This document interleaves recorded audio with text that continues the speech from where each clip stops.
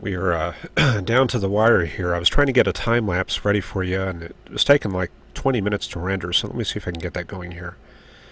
Let's see here. Should have it ready in just a second. Let me move. This is what happens when it takes 20 minutes to assemble the stuff in Sony Vegas. So, okay, here we go. Let me see if I can get that to pop up here. Is it going to play? Nope, the video source doesn't want to play, so let me just drag it into VLC Media Player. There we go.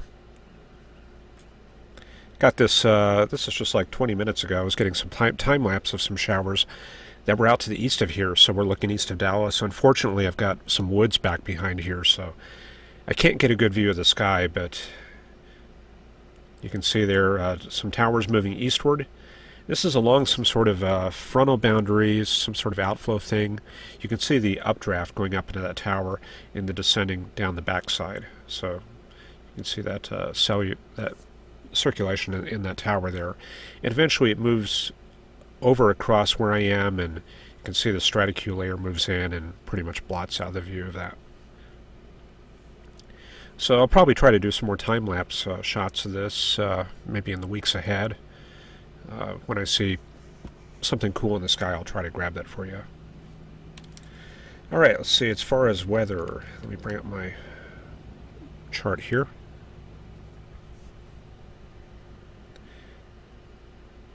This is going to be kind of a quick presentation because I had a little bit of an allergy outbreak a few minutes ago. I think it was from being outside, some of the pollen out there, but you can see some of the dry air across East Texas here. This is subsidence underneath the upper level high.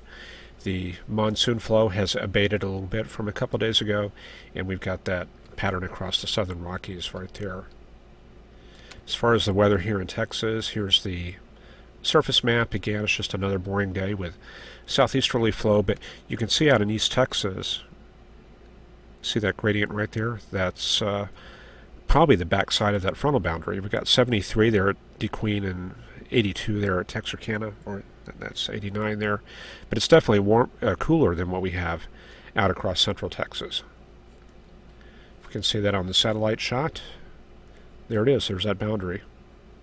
So we're getting a few towers along that, but nothing really widespread because of the fact that we've got still pretty strong capping.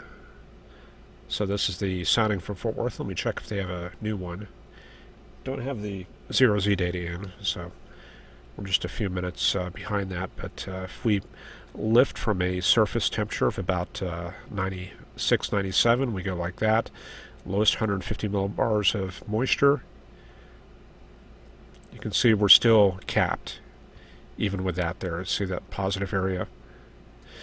So that's the main thing that's preventing any widespread thunderstorms from occurring over Texas right now.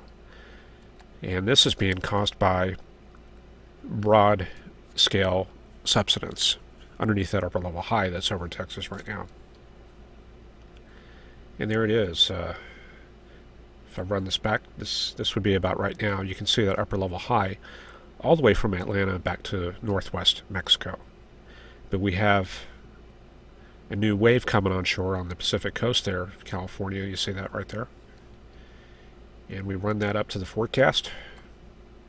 And we start picking up some stronger flow across the central plains. So the weather should get interesting towards the weekend, especially in Kansas and Nebraska. Definitely some potential for some severe weather there.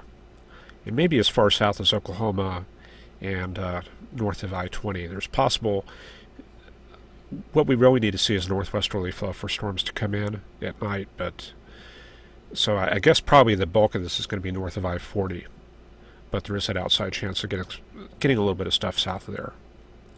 So getting up to August 16th, 17th, continued strong flow across the central plains, so we should see continued chances for severe weather there in the middle of this month.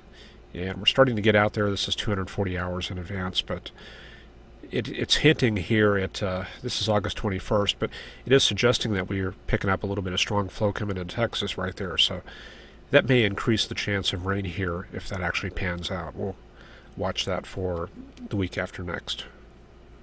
Is that the week after? Yeah, it's about 2 weeks away, so we'll keep an eye on that. And pretty quiet out there in the Caribbean.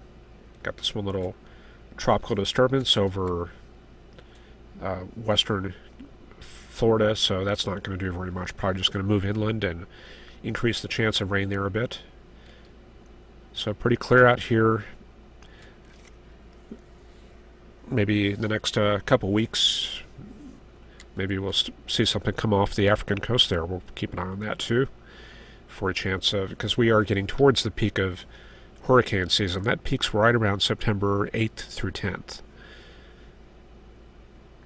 So we're definitely in the beginning stages of hurricane season here. Might see some activity here for these webcasts in the next few weeks. And I think that's about all I got. As I had mentioned, this is going to be kind of a really brief presentation. I'll probably go into more depth tomorrow. But anyway, that's all I got. I appreciate you watching, and please tune in tomorrow, and I will see you then. Thanks.